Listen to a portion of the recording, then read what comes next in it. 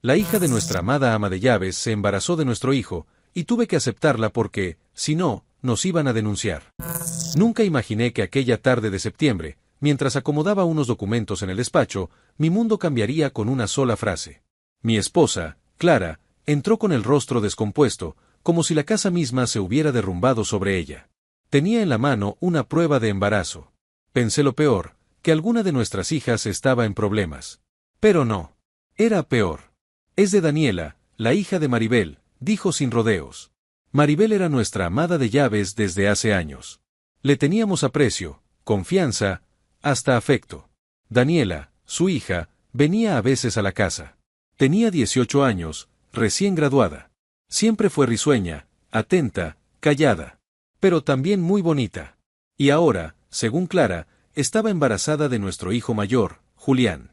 Eso es imposible, murmuré, intentando negar lo evidente. Pero Clara sacó su teléfono. Mensajes, fotos, notas de voz. Todo apuntaba a una relación secreta que duró meses bajo nuestro propio techo. Daniela no solo estaba embarazada. También estaba dispuesta a denunciar a Julián si no la reconocíamos como parte de la familia. Dicen que si no aceptamos al bebé, se irán a la prensa. Que arruinarán el nombre de la familia. El apellido, el legado, el negocio. Todo estaba en la balanza. No sabía si sentirme traicionado, avergonzado o simplemente furioso. En mi mente se cruzaban pensamientos oscuros. ¿Cómo fue posible esto? ¿Cómo habíamos permitido tanta cercanía sin notar las miradas, los silencios, las ausencias sospechosas? Convocamos a Julián esa misma noche. Su rostro palideció cuando se sentó frente a nosotros y le pusimos la prueba sobre la mesa. No lo negó.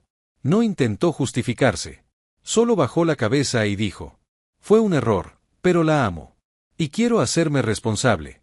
Ámala o no, ya era tarde.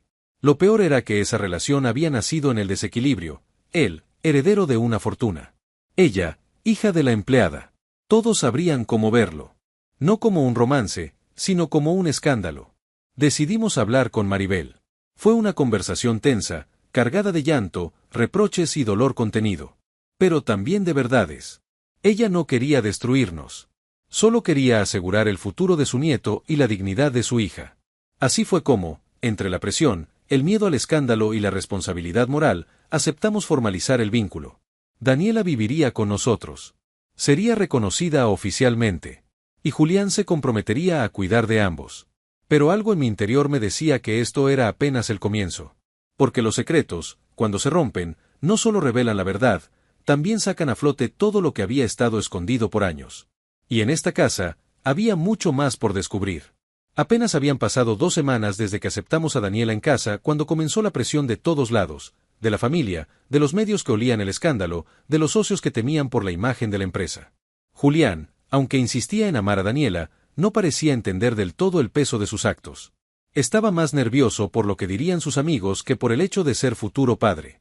Fue Clara quien sugirió la idea primero, en una conversación fría, casi mecánica. Tienen que casarse. Es lo mínimo que pueden hacer. La palabra casarse cayó como plomo. Daniela apenas levantó la mirada. Estaba sentada junto a su madre, con una mano en su vientre ya levemente notorio. Julián la miró, en silencio. Ninguno protestó. Todo se organizó con rapidez. No habría una boda lujosa, sino algo privado, familiar, lo justo para callar rumores y dar imagen de estabilidad. Clara y yo nos encargamos de todo, desde el juez hasta la comida. Ni alegría ni ilusión, solo formalidad. Daniela no pidió nada. Ni vestido, ni fiesta, ni atención. Parecía aceptar su nuevo rol con una mezcla de resignación y dignidad. El día de la boda fue gris. Literal y emocionalmente. Llovía. Los pocos invitados hablaban en voz baja, como si asistieran a un funeral.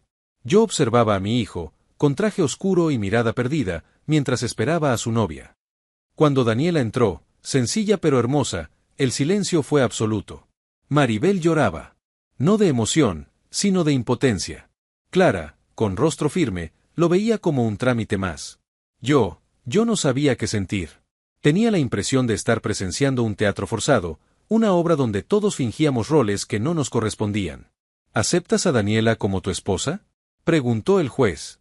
Sí, respondió Julián, sin titubeos, aunque sin emoción. Y así, en 15 minutos, la historia cambió por completo. De un escándalo, pasamos a un matrimonio. De un problema, a una responsabilidad pública. Todos aplaudieron, aunque sin convicción. La recepción fue corta, sin brindis, sin baile. Solo un almuerzo silencioso, unas fotos y luego cada quien volvió a su rutina. Pero lo que más me marcó fue lo que escuché al día siguiente. Clara, hablando por teléfono con su madre, dijo: «Al menos salvamos el apellido. Esa niña debería agradecernos la oportunidad que le dimos». Ahí entendí algo. Para Clara, Daniela no era familia. Era una estrategia. Un daño colateral. Y en ese momento, supe que este matrimonio no duraría. Porque no se construyó sobre amor ni respeto, sino sobre obligación y apariencia. Y lo peor estaba aún por venir. Porque un secreto más grande se escondía bajo la superficie. Y cuando saliera a la luz, lo cambiaría todo. Las semanas posteriores a la boda fueron una rutina tensa. Julián regresaba del trabajo más tarde de lo normal, y aunque Daniela intentaba cumplir su papel como esposa y futura madre, la frialdad entre ambos era evidente. Clara evitaba cualquier conversación emocional y se centraba únicamente en los asuntos prácticos, exámenes prenatales, citas médicas y los preparativos del cuarto del bebé. Todo estaba en orden, excepto lo más importante, el corazón de la familia. Una noche, mientras leía en mi despacho, escuché una conversación acalorada en la cocina. Era Daniela, al teléfono. No alcancé a oír con quién hablaba, pero su tono era de angustia. «No puedo más. Él no me mira a los ojos, su madre me trata como una carga, y yo solo estoy intentando hacer lo correcto. No pedí esto». Me levanté, pero no quise interrumpir. Me quedé en silencio, escuchando. Sentí una punzada de culpa. La habíamos metido en nuestra casa sin preguntarle cómo se sentía realmente. Habíamos decidido por ella. Al día siguiente, decidí hablar con Julián. Nos sentamos en el jardín, donde solíamos conversar cuando era niño. Él evitaba mi mirada. «¿La amas?», le pregunté directamente. Tardó en responder. Finalmente dijo: «No lo sé. Me gustaba. Pero ahora, todo cambió. Siento que me metieron en una jaula». No supe cómo responder. Le puse una mano en el hombro, pero se apartó. Lo perdía. Y no solo a él, sino a mí mismo. Esa noche, Maribel vino a verme. Llevaba días callada, pero ahora tenía el rostro serio. «Don Ignacio», dijo, con voz temblorosa, «hay algo que usted debe saber». Daniela no quería seguir adelante con el embarazo.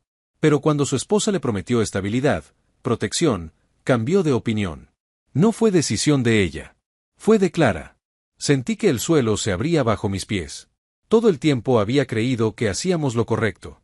Pero en realidad, le habíamos arrebatado a Daniela su derecho a decidir. ¿Y por qué no me lo dijeron antes? Porque Clara no quería que usted lo supiera. Quería que todo estuviera bajo control. Al día siguiente, hablé con Daniela. Estaba en el jardín, con un libro en las manos y los ojos perdidos en el horizonte. Le pedí que me dijera la verdad. Lenta, pero claramente, me confesó todo. Cómo Clara la había presionado. Cómo sintió que no tenía opción. Y cómo, en silencio, había empezado a odiar su nueva vida. «Pero no odio a mi bebé», dijo. «Eso nunca. Solo odio no haber tenido opción». Esa noche, no dormí. Por primera vez, me pregunté si aún tenía tiempo para arreglar el daño. O si ya era demasiado tarde. El silencio del hogar era tan espeso que cada paso resonaba con el peso de las decisiones no dichas. Tras la revelación de Maribel, mi conciencia no me dejaba en paz. ¿Qué clase de hombre era yo, que había permitido que una joven fuera empujada a una vida que no deseaba?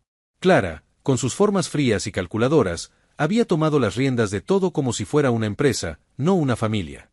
Esa mañana decidí cambiar el rumbo. Llamé a todos a la sala: Clara, Julián, Daniela y hasta Maribel, que se mantuvo de pie en la puerta, con los ojos bajos. Clara llegó última, con su andar elegante y altivo, como si supiera que el juicio venía, pero no lo temiera.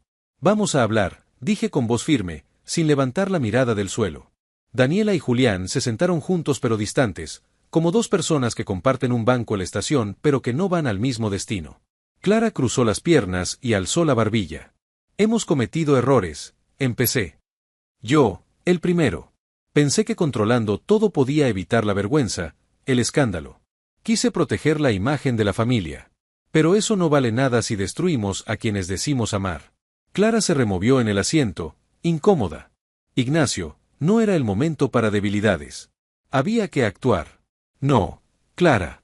Había que escuchar. A Daniela, a Julián. Y a ti, incluso, si te hubieras atrevido a mostrar algo más que tu orgullo. Daniela me miró con lágrimas contenidas. Julián apretó los puños, pero no dijo nada. Esto no es una orden, continué. Es una invitación. A sanar. A decidir con libertad. No podemos seguir con una farsa. Daniela, si quieres irte, te apoyaremos. Si decides quedarte, serás libre de vivir a tu ritmo, no al que te impongan. Clara se levantó abruptamente. ¿Y qué será de esta familia? ¿Del apellido, del respeto? El respeto no se impone, se gana. Y lo perdimos hace mucho tiempo. Hubo un silencio largo. Daniela se puso de pie. Caminó lentamente hacia la puerta, pero se detuvo. Gracias, don Ignacio, dijo con un hilo de voz. No sé qué haré aún. Pero por primera vez, siento que tengo el derecho de decidir. Cuando se fue, Clara rompió en llanto. El verdadero, no ese que usa en los funerales o en las reuniones sociales para dar pena. Era el llanto de quien se da cuenta, muy tarde, que ha lastimado más de lo que ha protegido. Me acerqué a ella, pero no la abracé. Solo le dije. Todavía podemos hacer las cosas bien. Pero solo si dejamos de fingir. Esa noche, la casa entera respiró distinto. Como si por fin alguien hubiese abierto una ventana tras años de encierro. Pasaron días desde aquella conversación en la sala. La casa, aunque más ligera en el ambiente, seguía envuelta en una especie de pausa emocional. Daniela se había marchado a casa de una tía, buscando espacio y claridad. Maribel seguía trabajando la casa con la misma dedicación de siempre, pero su mirada parecía estar en otro lugar, más lejos, más profundo. Una mañana, mientras desayunaba en soledad, recibí una carta. El sobre era sencillo, sin remitente, pero reconocí de inmediato la letra de Daniela. Con manos temblorosas, la abrí. Don Ignacio. He decidido continuar mis estudios. Me he inscrito en un curso a medio tiempo y buscaré trabajo pronto. No quiero que me den nada que no haya ganado. Aún no sé si podré perdonar lo que pasó, pero valoro el gesto de haberme dado la libertad de decidir. El bebé está bien. Yo estoy aprendiendo a estar bien también. Con respeto, Daniela. Me quedé inmóvil, sintiendo como cada palabra me atravesaba con una mezcla de dolor y orgullo. Había fallado, sí, pero al menos ahora ella tenía una oportunidad que antes le habíamos negado. No podía reparar el pasado, pero podía asegurarme de no repetirlo. Más tarde, salí al jardín, donde Maribel podaba unas flores. La observé en silencio unos segundos, hasta que me acerqué. Gracias, le dije simplemente. Ella me miró con confusión. ¿Por qué, don Ignacio? Por no rendirse. Por seguir aquí. Por cuidar lo que nosotros, con tanto ego, no supimos valorar. Ella sonrió con una tristeza serena. A veces uno se queda no porque lo obliguen, sino porque todavía cree que las cosas pueden mejorar. Clara apareció por el pasillo. Sus pasos eran más lentos ahora, menos arrogantes. Se detuvo al verme con Maribel. ¿Podemos hablar?, preguntó con voz apagada. Asentí. Caminamos al estudio, ese lugar que antes era para reuniones y decisiones, y que hoy servía como refugio para nuestras culpas. He hablado con Julián, dijo Clara. Está confundido. Siente que lo obligamos a hacer algo que no entendía. Quiere hacerse responsable, pero a su manera. Sin presión. Eso es todo lo que pedimos, respondí. Clara se sentó frente a mí y bajó la cabeza. No sé cómo seguir, Ignacio. No sé cómo ser madre si todo lo que aprendí fue a exigir, no a acompañar. Entonces aprendamos juntos, dije. Si algo nos queda claro, es que solos no sabemos hacerlo. Esa noche, por primera vez en mucho tiempo, Clara me tomó la mano en la cena. Julián bajó con libros en la mano y se sentó con nosotros sin que nadie lo llamara. No era una escena perfecta, pero tenía algo más valioso, intención. Quizás no recuperaríamos todo, pero al menos, lo que quedara, sería verdadero. Y eso, para mí, ya era un buen comienzo. Esta historia nos recuerda que la familia, más allá de los lazos de sangre o el apellido, se construye con actos de amor, de respeto y, sobre todo, de humildad. A veces, el orgullo y las apariencias nos hacen tomar decisiones apresuradas, intentando preservar un ideal que, en el fondo, está vacío. Don Ignacio, Clara y Julián aprendieron, quizás de la manera más dura, que no se puede controlar todo, y que cada persona, incluso los jóvenes, merecen ser escuchados, guiados y no simplemente mandados. El embarazo inesperado no fue el verdadero conflicto, lo fue la falta de comunicación, de empatía y de confianza entre quienes decían ser familia. Y, sin embargo, en medio del dolor y los errores, también brotó la posibilidad de redención. Daniela, a pesar del rechazo inicial, decidió no replicar con odio, sino con determinación. Su carta fue un acto de madurez que cambió el rumbo de todos. Esta historia nos enseña que incluso en las casas más silenciosas y ordenadas puede haber tormentas que nadie ve. Pero también que siempre es posible reconstruir, si se elige hablar en vez de imponer, acompañar en vez de señalar, y perdonar en vez de olvidar. Porque al final, lo que se construye con verdad y voluntad tiene más valor que cualquier herencia, apellido o estatus.